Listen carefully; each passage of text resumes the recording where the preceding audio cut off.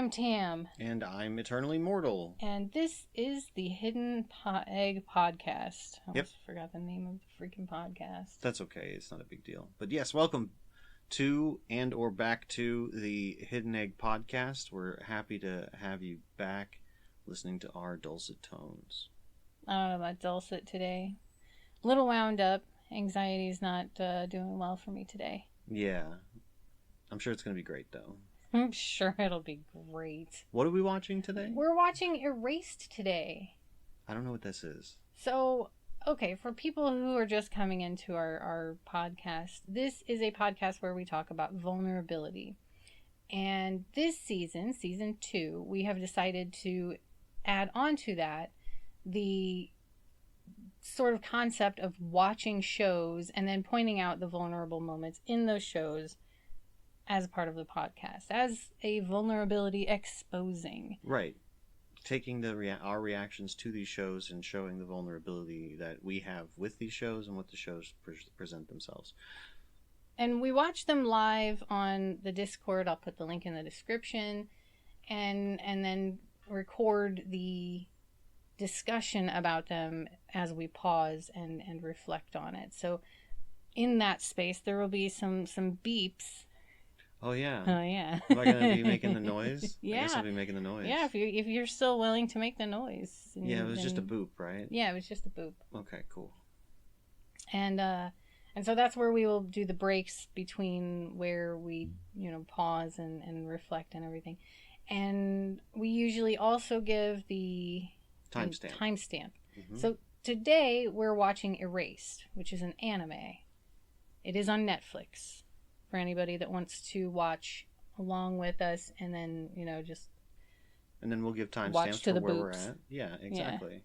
Yeah. And so we'll try. Sometimes we'll forget, but we'll try to say the timestamp first thing when we come back from a boot, and then you'll know where we're at, and you can watch up to that moment and then see what our reaction is. If you want. That's a lot of work to engage in a podcast. I totally get that. If you don't want to do any of that bullshit, I totally get that too.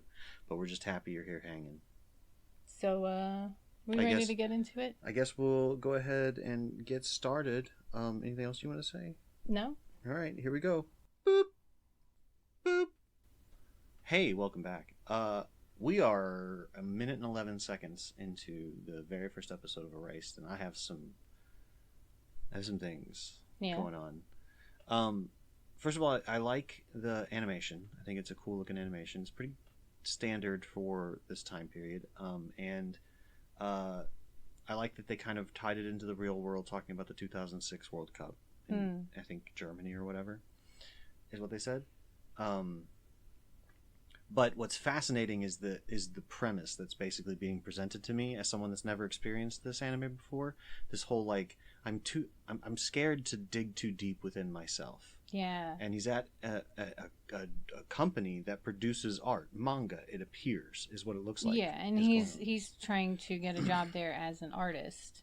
Well, it seems like he is already employed there. Maybe he's not. It just seems like he is, but maybe. Well, they said you may not be a good fit for our company. That sounds like an interview. It's just the insight that the older dude had about how, if you don't put yourself into your art, then your reader won't see you in your art or whatever. Yeah, and I definitely think that for our listeners, that's a very important element, because our listeners tend to also be artists. Right. Whether they're drawing artists or writing artists or singing artists, they do tend to be more on the artistic line, and yeah, that's a thing. If you don't dig too deep, then your followers, whoever's looking at your art, is not going to see you in it. Yeah, and I think that that's especially true now, because let's be honest, a good deal of the art being produced right now is just content creation, in various forms on the internet. That's a lot of what's being produced at this particular moment,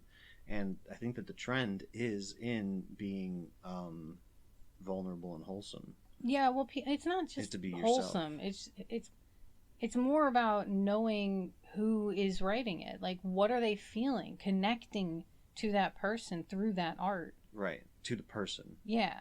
Mm-hmm. And the feeling or experience that they're writing about. Sure.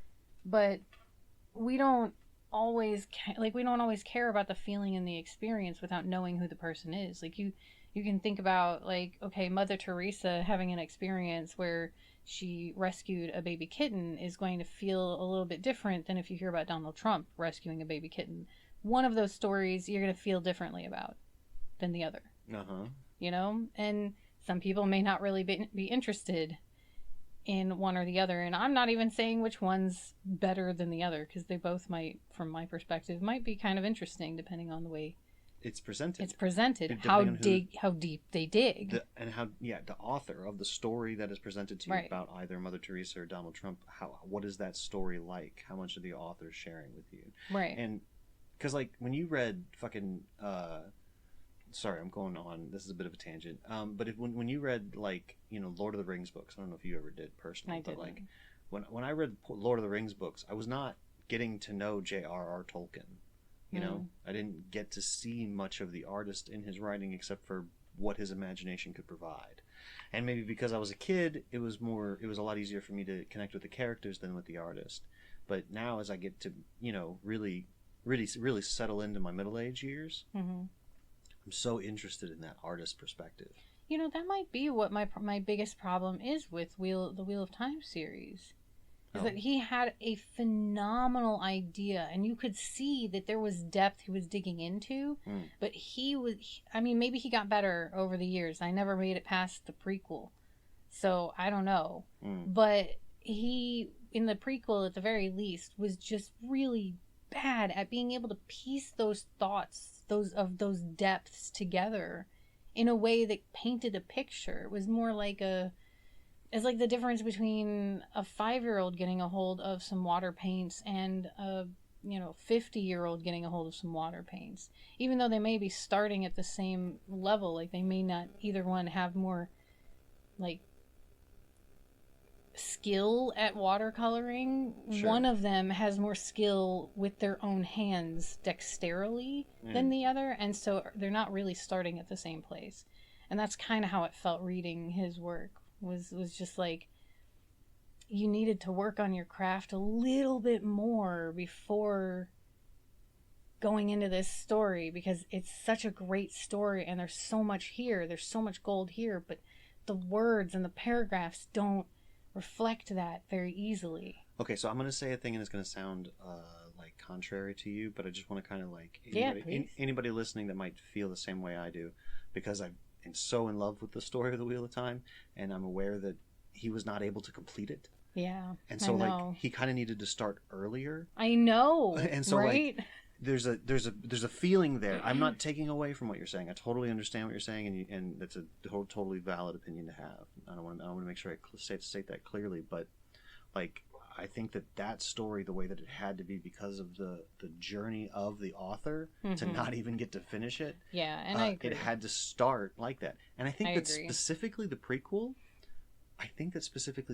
came about. I don't know this for sure. I haven't researched it, but I think it came about because he got stuck at a point. Or he felt like he had to complete it.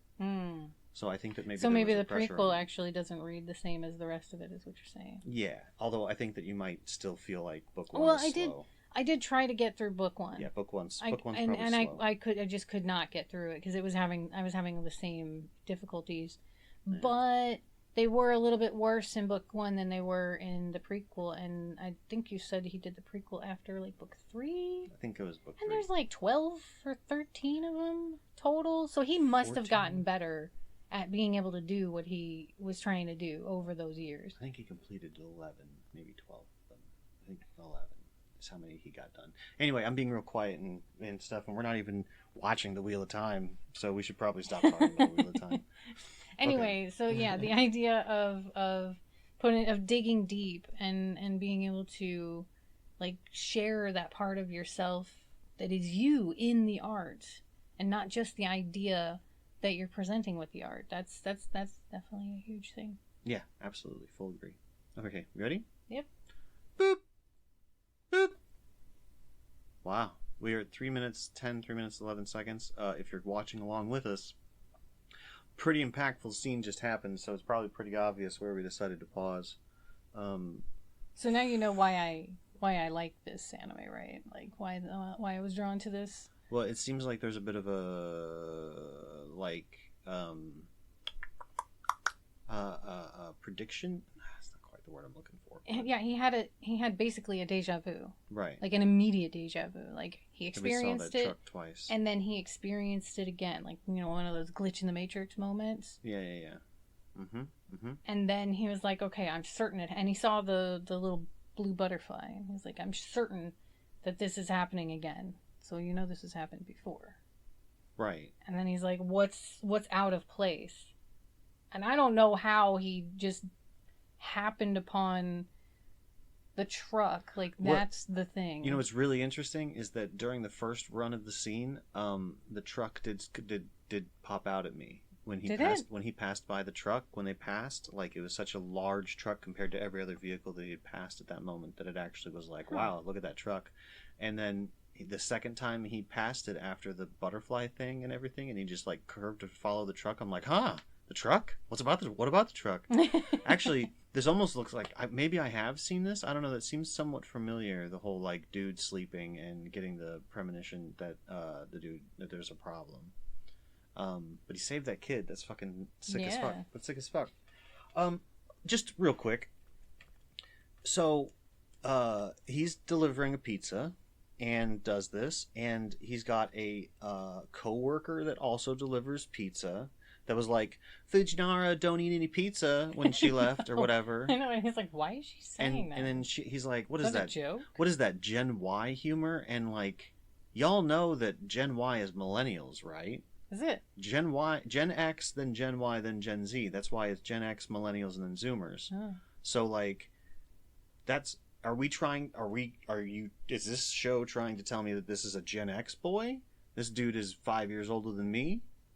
I guess. That's interesting that they would be trying to tell me that. And then also have this millennial chick that's in high school. Well, I mean, he's 29, and this was made probably around 2006 because it references 2006. It does reference. Maybe a few years after. I wouldn't put it any later than like 2008. We don't have like data on this. I mean, I'm sure we do. How do I find the data? No, it's not going to tell us without going back because Netflix kind of sucks at this. But that's fine. I mean, I could also pull out my damn phone, but it's not a big deal. Yeah, whatever. But yeah, that's interesting. One way or another, I'm sure it was like 10 years ago. And I was only 24 in 2006. I was 18 in 2000, so yeah, 24 in 2006. Well, 10 years ago, we would have been 29, low 30. 30s, early 30s, yeah. So, like, I think he's part of Gen Y. I would think so, too, but, I mean, if it's 2006, that's almost 20 years ago. Because it is 2023, y'all. That's 17 years ago. Yeah, that's... that puts us in early 20s. That's fair. That's when we started hanging out. In fact, that might be a little bit before we started hanging out. I can't remember. No, anyway. It was... yeah. I mean, 2006. That was when we... That was when we started hanging out. The end of 2006? Yeah, so early 2000s. This looks like early 2006. So, I guess this story is as old as our friendship. Mm-hmm. Yeah. Mm-hmm. Interesting. Okay, we ready to continue? Yep. Boop. We should boop. Boop. Oh. I unpaused before I paused. Well, you know, it happens. Welcome back to our scuffed ass podcast. Oh, timestamp.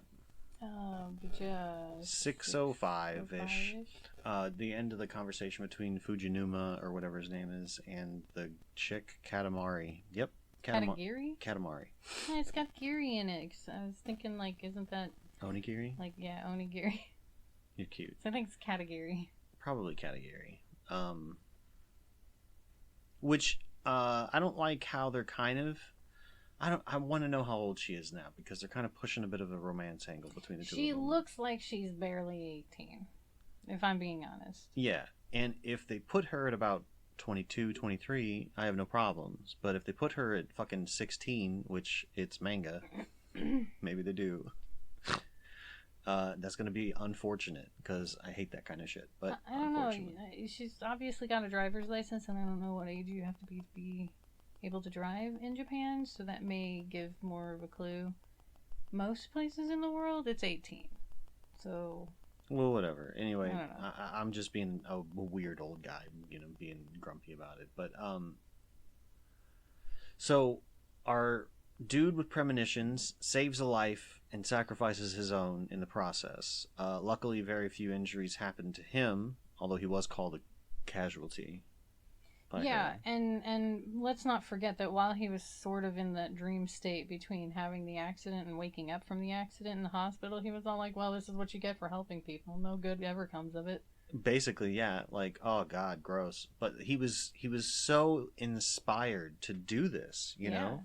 And now there's two possibilities. One, deep down he's a really good person and he's just like kind of jaded by life and like cynical on the surface, beaten by circumstances. Yeah, but when it really boils down to it, when his real character is put into motion, then that character is good and heroic to an extent.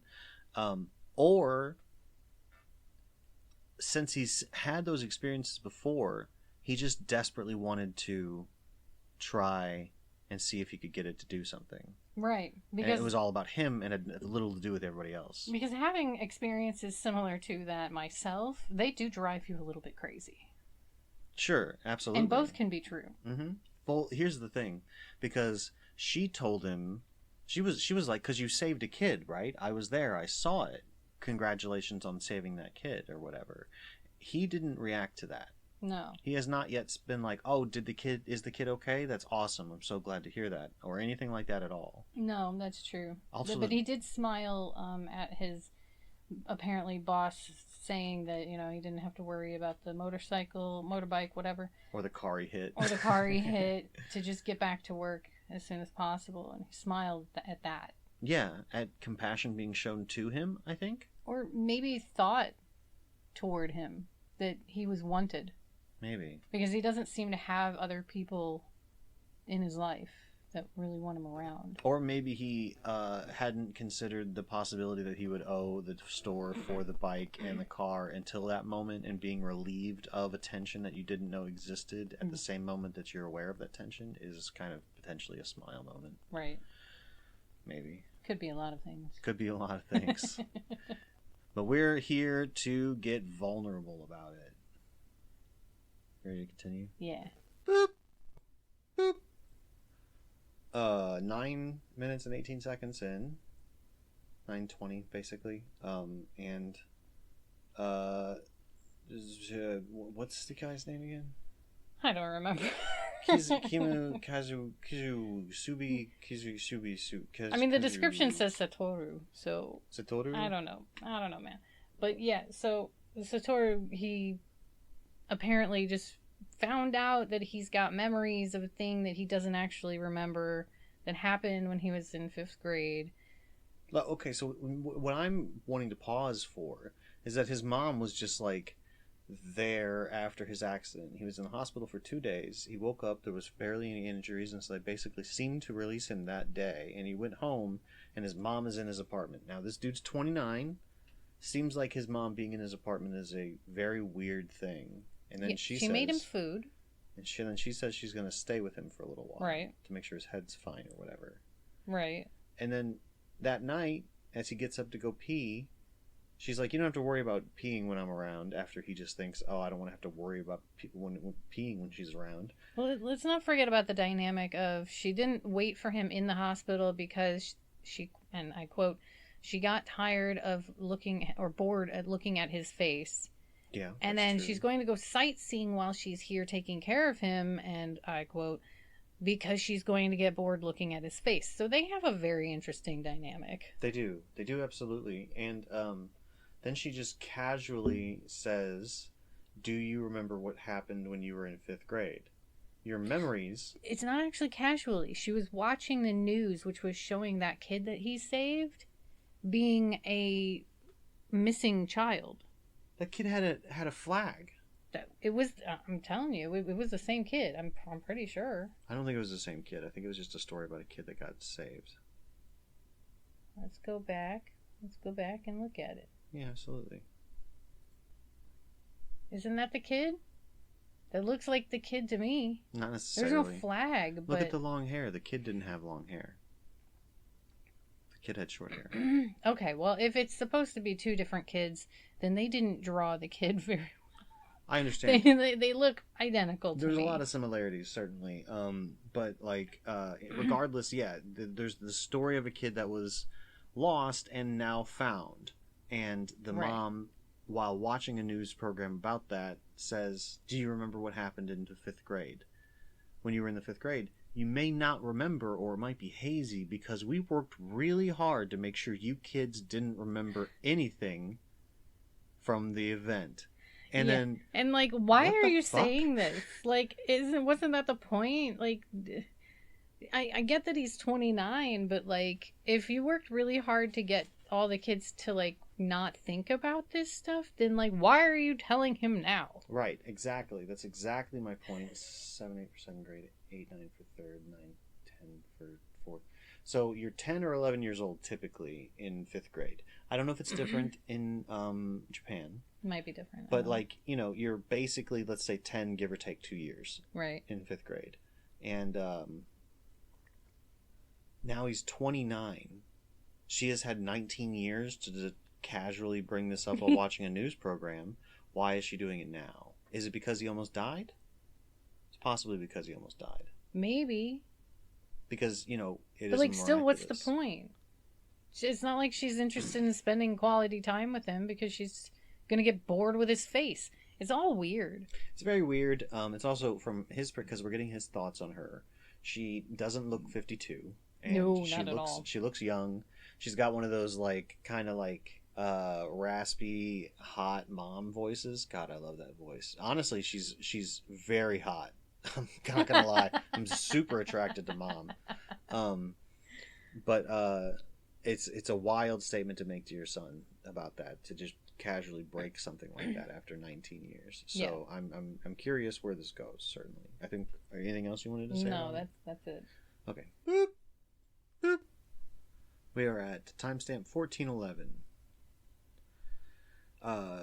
Satori, or whatever his name is, just gave Katagiri a ride home on his bike. Satoru.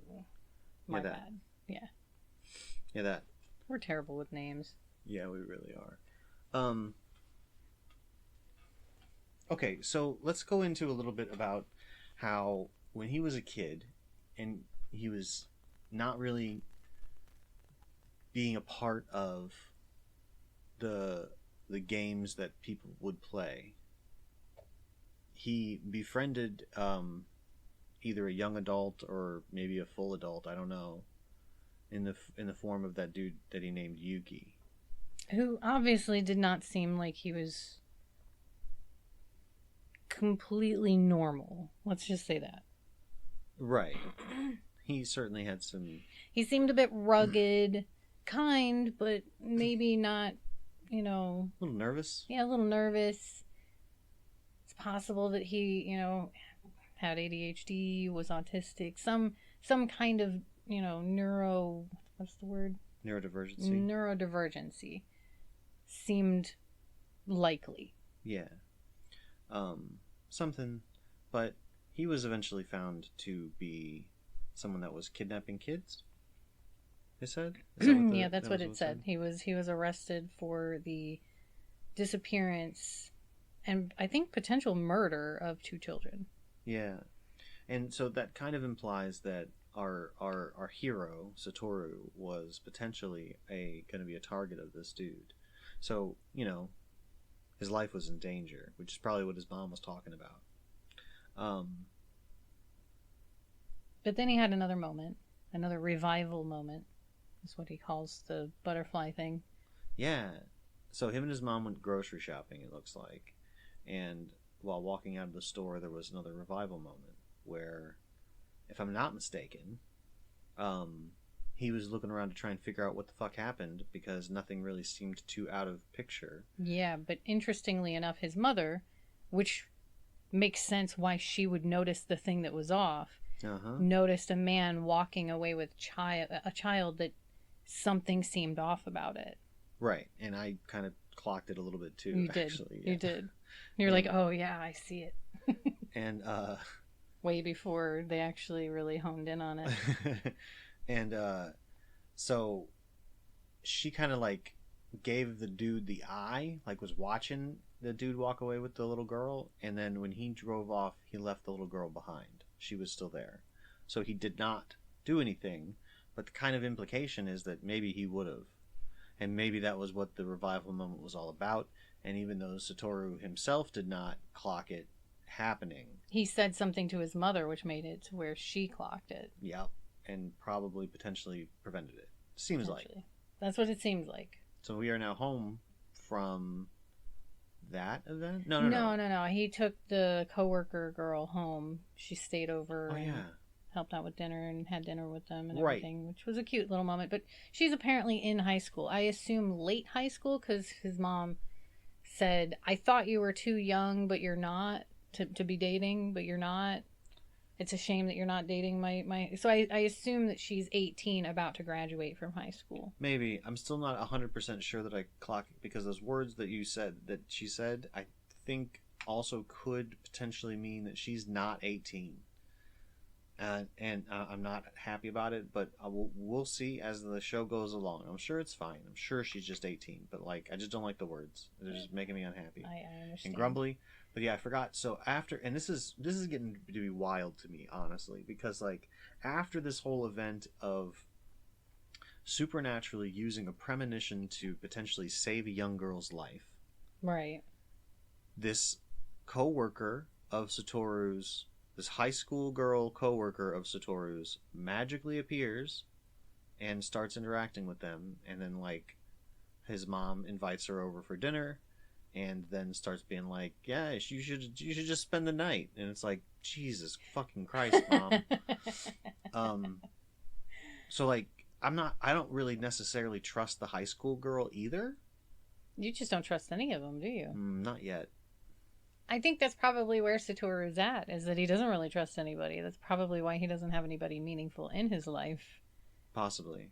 Because he doesn't have, like, for whatever reason, he's just grown to not trust anybody. And we're seeing all of this through his lens, which is why, you know, the distrust of his mom and the distrust of his coworker is even there. Well, you see, okay, yeah. But for me, what's the timestamp again? Where are we at? 14:12, 14:10, something like that. I'm 14 minutes and 10 seconds into this anime, and I don't trust the high school coworker to be human. Like, from my perspective, she might be like an ancient spirit from times gone past, or like a demon or an alien or something. And the same could be said of all three of these characters, honestly, because I'm not sold on anything yet. There's a little bit of supernatural stuff happening, and so I'm not quite sure how far the supernatural will go. Usually it doesn't go much further than this. Like, I expected some huge changes in frickin' Fruits Basket too, but it really just kind of stayed at the whole people turn into animals thing. Right. That was basically it. Yeah, that was basically it. So that's probably all it's going to be for this too, but I allow for the possibility. Okay. You ready? I'm done ranting. Are you ready? Boop. Boop. Wow. Okay, we're giving. Let's do a look at the timestamp. It's the credits. We're at the end. Beginning of the credits. Yeah. There's. Oh, we can't even. We're gonna watch the credits though. Fine. Oh, good. There we go. So 21-23. It's the end. We've watched the series. We watched the end of the first episode. I don't know that we need a timestamp for that. There might be an after credits sequence. I look. None. I still want to listen to the ending song. Okay. So the ending song starts at roughly whatever I just said a minute ago. 22:13 or whatever. 21:30. Yeah, it's 21:20. 21:20. Exactly. Cute. Anyway, oh shit! What even happened? Okay, so much. God damn,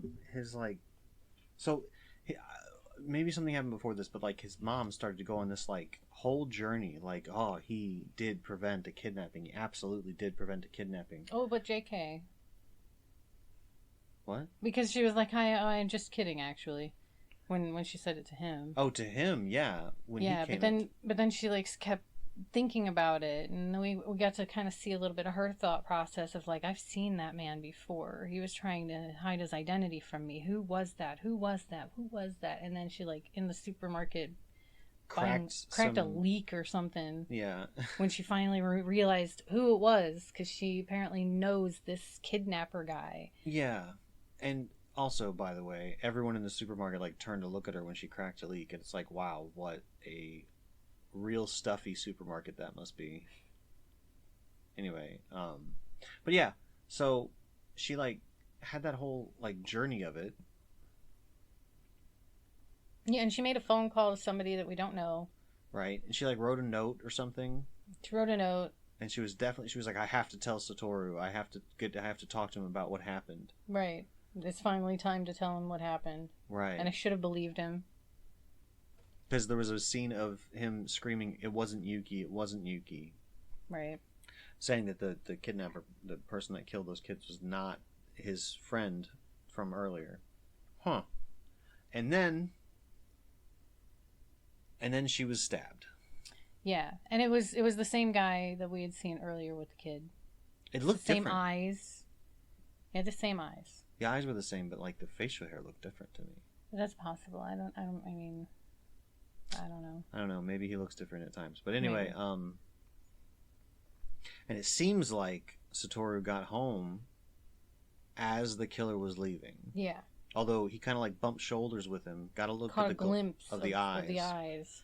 And then like saw that his door was open and turned back to look at the dude, and he had disappeared. Gone. Yeah.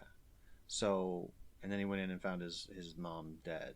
And then his fucking neighbor or landlady or whatever happened to walk by the open door and be like, "Hey, your mom gave me some curry and I'm just returning the dish." And then saw the blood and screamed and freaked out, and then the cops came to basically arrest Satoru. And then we get the impression that everybody's like pinning it on him because he had blood on his hands.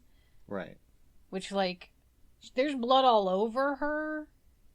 Yeah. It's pretty reasonable for somebody that you love. If you see them and they're hurt, you're not going to think about getting blood on yourself. You're going to think about, I need to help this person. Right. It's a loved one. And he doesn't know when it happened to know whether or not she can still be saved. Like the blood on somebody's hands isn't enough. But he panicked anyway. Yeah, he panicked. We don't know that everyone's going to necessarily actually treat him that way. It seemed like it, but the show might be doing that to show us his perspective.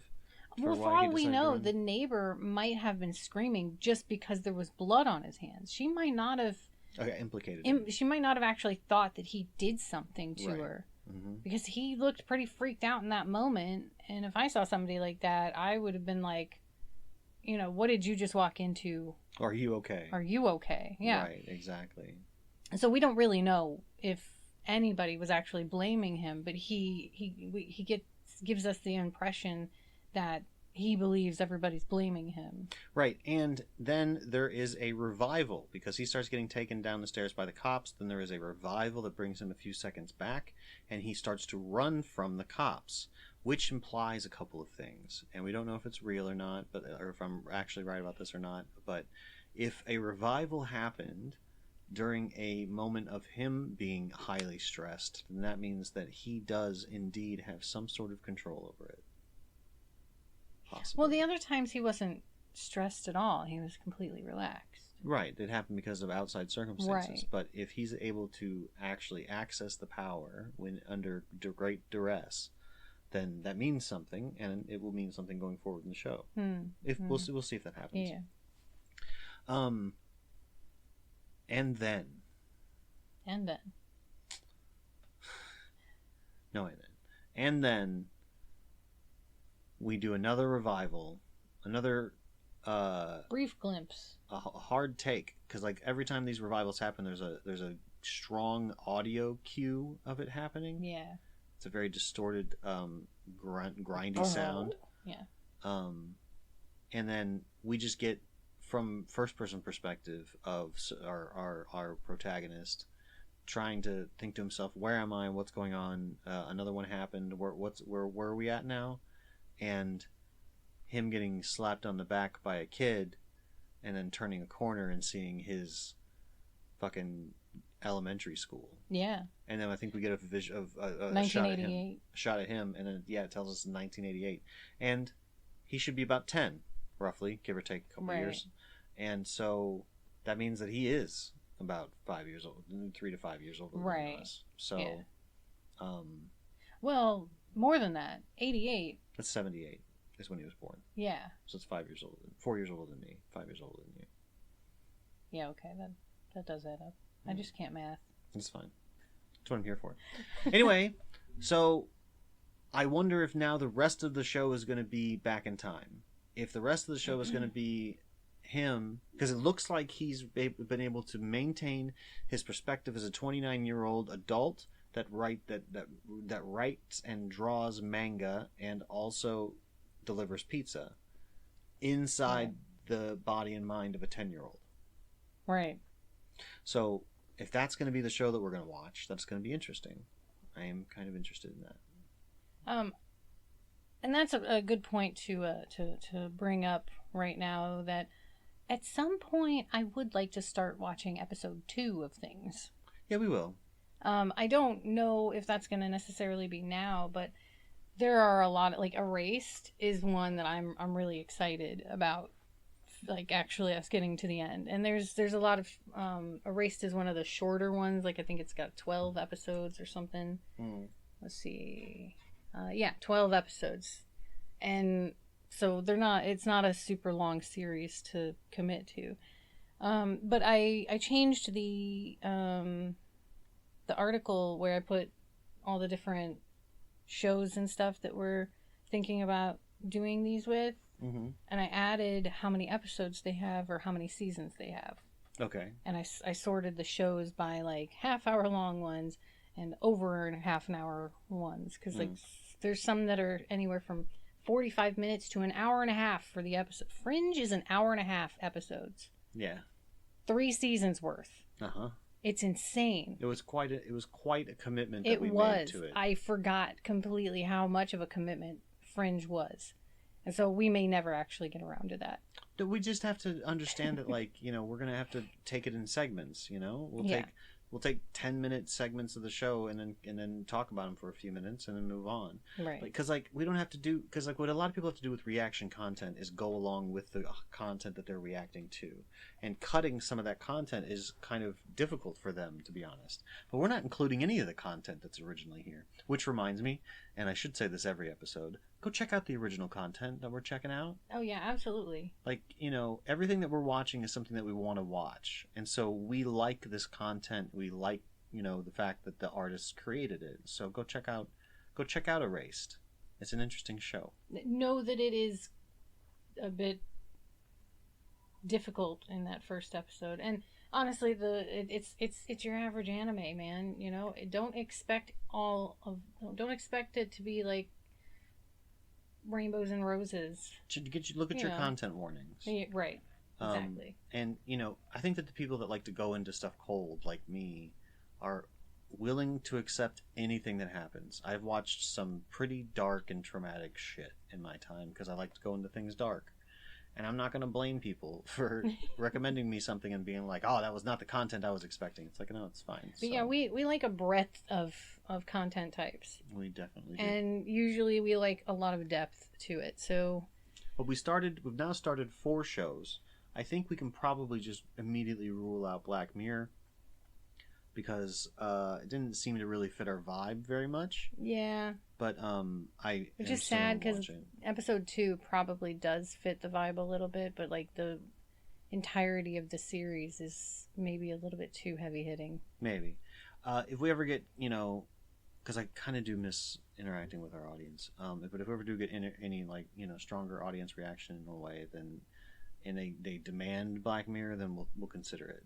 But I think we're going to go ahead and cut that one for now. So we got 3 shows we're kind of started on.